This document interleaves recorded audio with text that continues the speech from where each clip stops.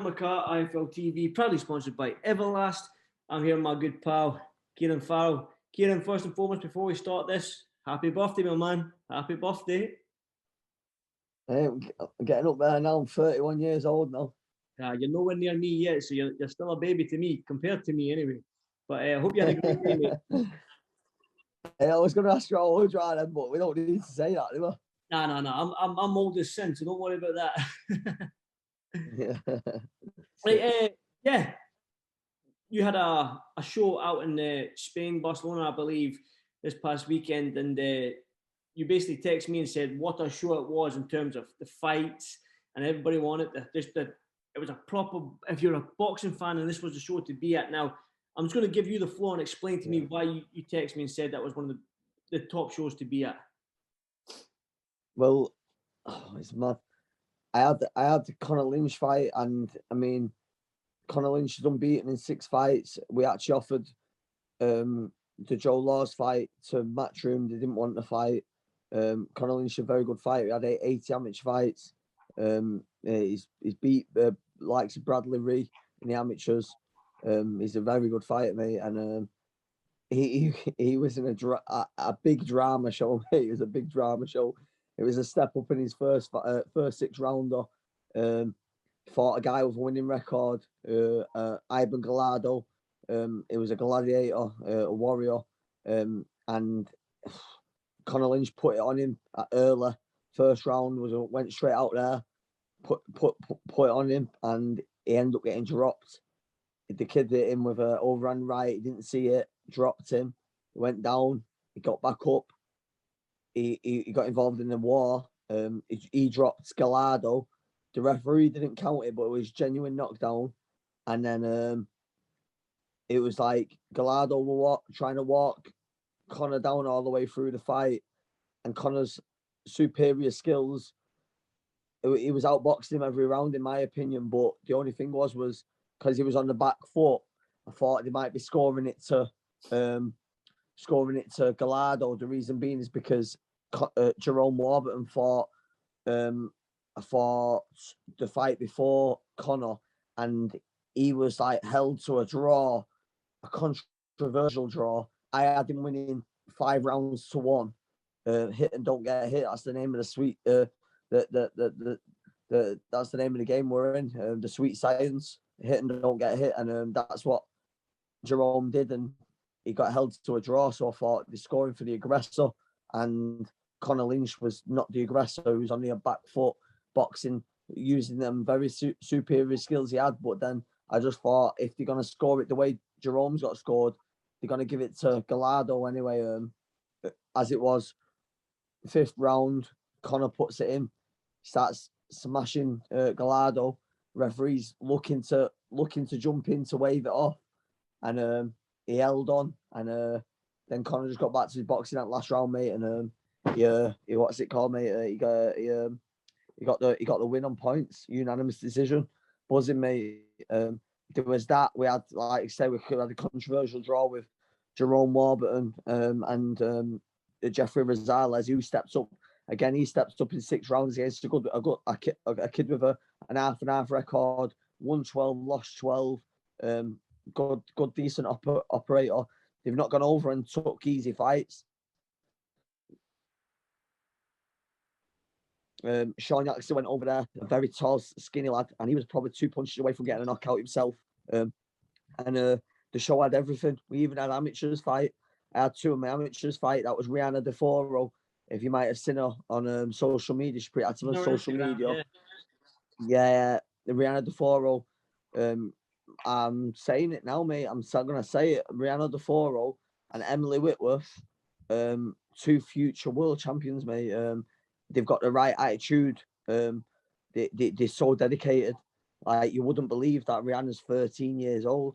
Oh, she really? got told, like, she's only doing an exhibition, so she got told to just sort of ease off a few times. And the same with Emily. I put a video on of Emily the other day, and she's like, it's like she's completed boxing, man. She's 16-year-old, and she's so good.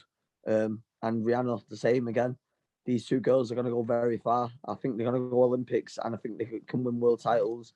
And I'm well excited about them. and I'm buzzing. And to be able to go over to Spain and give my kids international experience so early on in their careers, and never mind the pros, for the amateurs to go over there and do what they did, it bodes well for the future. You know what I mean? So all buzzing, mate. The show had everything: amateur fights, controversial decisions, it had losses, it had wins, it had knockdowns, it had everything, mate, and it was sold out as well. So we were laughing, mate. We did good, really good. And I just want to add in there, and I want to thank Ricky Powell, who helped me out massively with it, and Ruben Soleil. Ruben Soleil, his Mrs. Maito, Juan Carlos, all these guys. We could not do it without them. His son Jason, they was all chipping in, making sure that they all put the time into. We had a weigh-in at the beach bar. We had a beach bar weigh-in, so we was on a beach at the bar having drinks and shit while we've got music on. We had a lad called Adrian Rodriguez, who was like the Love Island winner over in Spain or something. He's like a singer and that, and he was doing the MCing and shit. It was sick, mate. Well good. You seem to have a ball, man. How happy with this sort of, like, I mean, obviously with the current climate we're in and stuff like that, it's difficult to get your fighters fights and that, but you managed to do it. You managed to get your fighters over to Spain and that international experience, man. So how happy are you with that? I'm buzzing, mate, because like I say, these fighters need to be active, and you know, like these years going by or these months going by and ticking by, and before you know it, like there's been fighters who have been inactive for 2 years now, and it's no good to them moving forward. So we need to make sure that we get the fighters out, and that's what we did. I didn't let the grass grow under my feet during the pandemic. It's the third time I've been to Spain this year. We went over last month with Ben Ridings. We've been over this month with Jerome Warbert and Sean Yaxley, Connor Lynch, the two girls. In March, we had Brian Rose fighting, and that sort of leads me on to say now Brian Rose, we're in talks with a former undisputed middleweight world champion about having a fight with him. So we're doing big things, mate. You know what I mean? Yeah, man. You've got to elaborate a little bit more on that.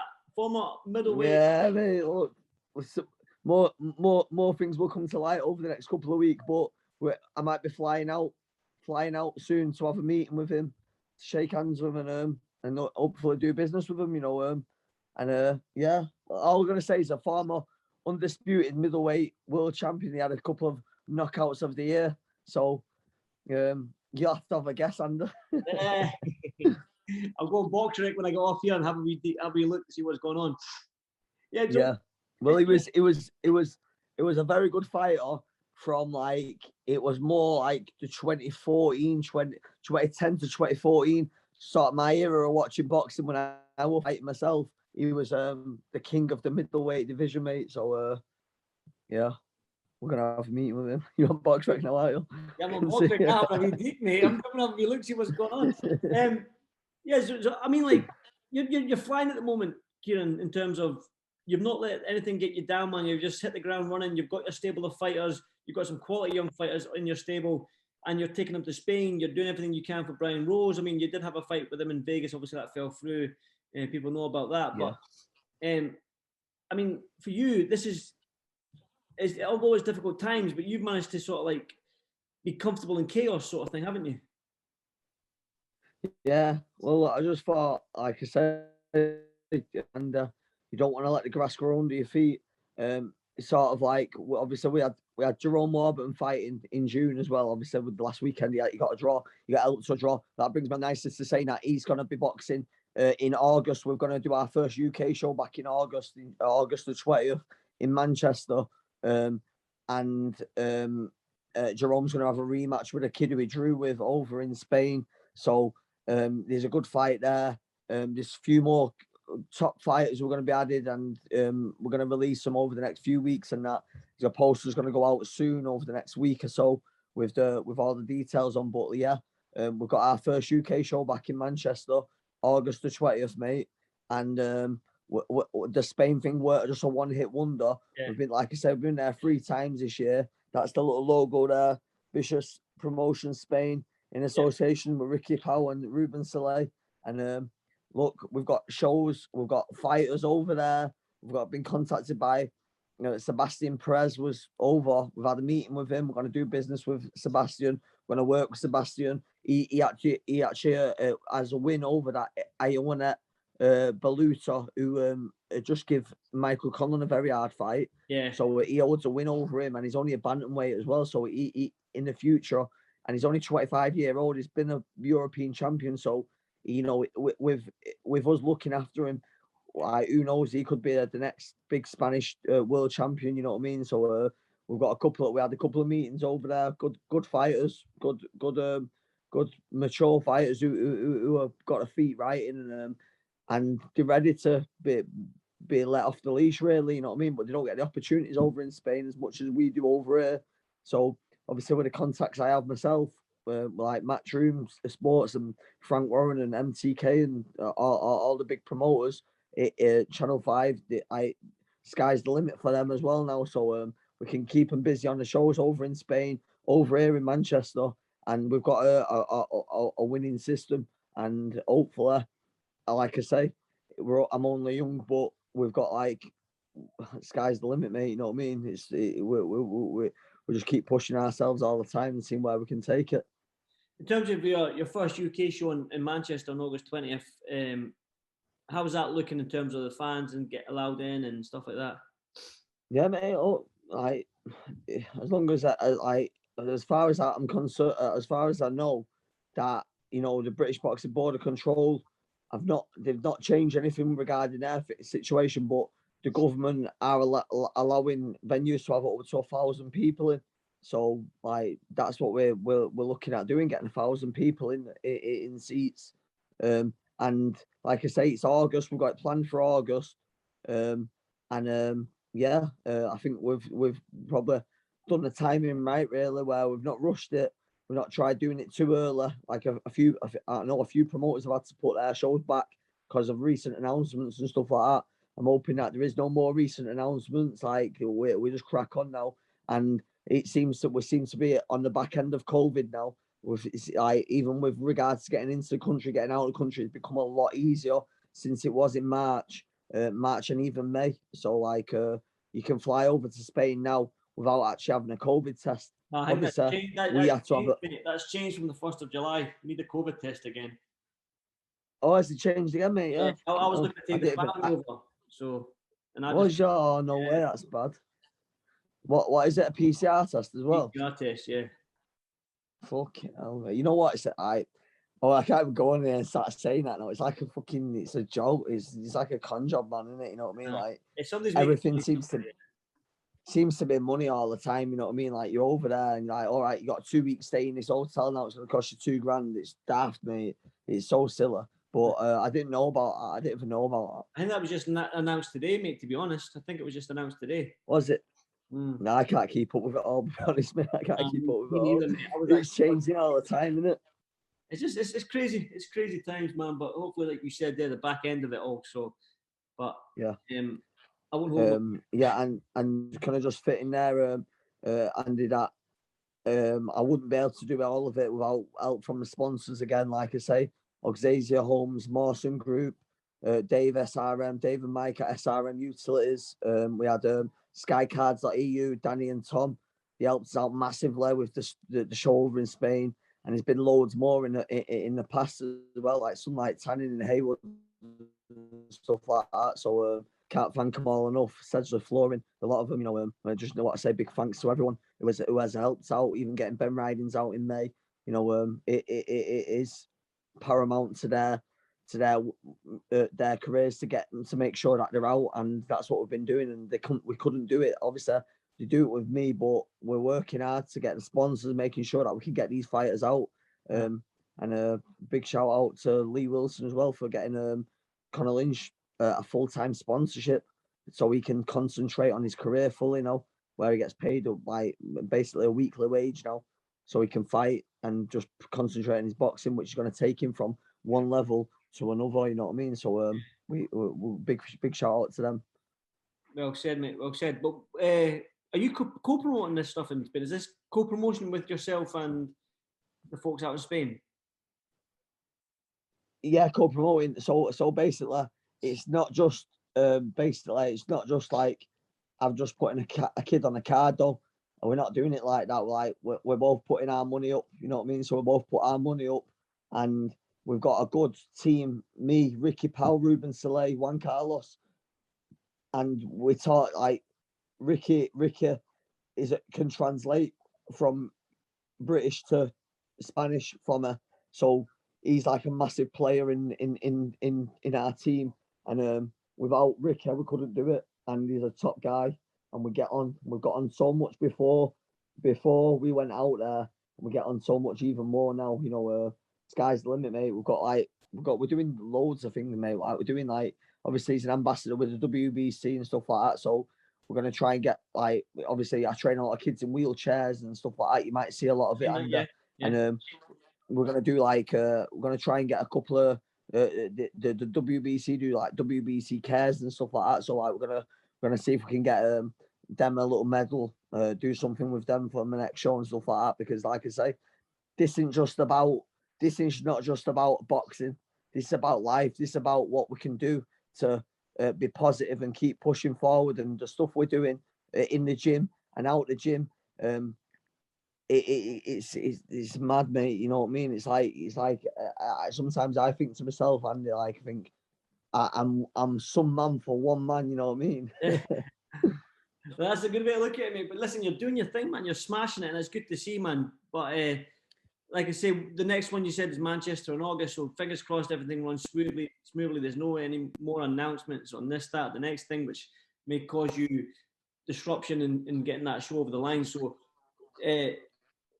mate, you're doing. I'm loving it, man. I'm loving to see you. I love seeing you doing well, man. Especially with the young fighters that you've got. You managed to get them fights where a lot of young fighters now are struggling to get a fight. So it's good to see that you're doing it, man. I'm really, really amazed and proud of you, brother. Man, it's good. I swear down, Andy. I was going to say a big shout out again to the amateurs. The amateur team who I have, they're coming through, mate, and they're going to come through like rapidly. As soon as these championships start, you'll start seeing national champions coming thick and fast from the People's Gym in Haywood. There's so many good, talented fighters, and like I say, just go and have a little look on my Instagram there at Kieran _Farrell _BM. You want to see that these kids, like you've got like Emily Whitworth, Rihanna DeForo, Mac Moore. There's so many got Zach Gibbons, Callum Bremner. These kids are coming through, mate, and like Kyle Isherwood. These kids have been with me 10 weeks, and he's been like see him spar sick, mate. It's unreal, and I can't wait, mate, because like I'm buzzing about it because like you look at it, you got these young pros who are 23, 24 coming through, and these kids are looking up to them. And it's just like an ongoing chain of sick fighters coming through, and each professional is setting the bar for the kids to come through, and they're just looking like, right, well, you can do that, well, I can do this, you know what I mean? And it's good, mate. And like I say, August 20th, next one under, and when we go off air, I'll tell you who we're talking to about Brian Rose fighting, mate. Well, there we go. Well, listen. Stay tuned. I'm guessing stay tuned to Kieran Farrell. Go to Instagram and see what the sort of like the amateurs you're bringing through, because I see some of the stuff you're doing with the amateurs and that, and it's amazing. So it's just a case of stay tuned and watch out. That's the one, mate. Thank you, Ander. Anytime, man. Listen, Kieran. Listen, I'm recording this. Let me know what's going on with Brian Rose. Yeah, is it unrecorded now, mate? No, I'll do it now, man. Listen, stay safe, brother. I'll speak to you soon. Right.